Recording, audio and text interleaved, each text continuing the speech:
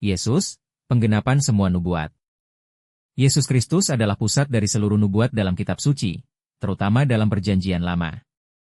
Sejak awal, Allah telah menyatakan rencana keselamatannya melalui nubuat yang menunjuk kepada kedatangan Sang Mesias.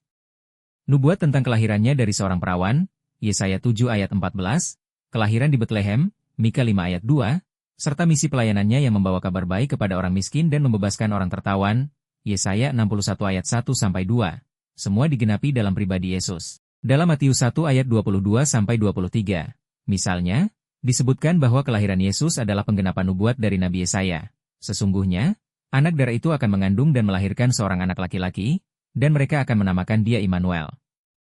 Bukan hanya kelahiran dan pelayanannya yang digenapi dalam nubuat, tetapi juga penderitaan dan kematiannya telah dinubuatkan jauh sebelumnya. Nabi Yesaya menggambarkan secara rinci penderitaan hamba Tuhan dalam Yesaya 53, yang digenapi secara sempurna dalam penyaliban Yesus. Ayat 5 berkata, "Tetapi dia tertikam oleh karena pemberontakan kita, dia diremukan oleh karena kejahatan kita." Peristiwa penyaliban Yesus, termasuk ditolak oleh umatnya sendiri, Mazmur 118 ayat 22, dan dibagikan pakaiannya oleh para prajurit, Mazmur 22 ayat 18, menunjukkan bahwa seluruh rangkaian penderitaannya telah dirancang dalam rencana Allah. Yesus bukan hanya penggenapan nubuat masa lalu, tetapi juga kunci pengharapan bagi masa depan.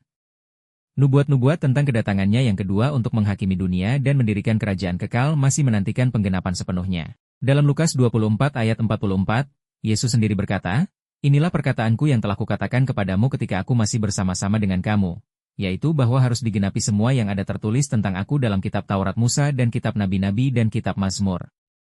Ini menegaskan bahwa seluruh Alkitab menunjuk kepadanya sebagai pusat dari rencana penebusan Allah. Oleh karena itu, iman kita kepada Yesus bukan hanya berdasarkan kisah historis, tetapi juga sebagai penggenapan sempurna dari nubuat ilahi yang terus hidup hingga kekekalan.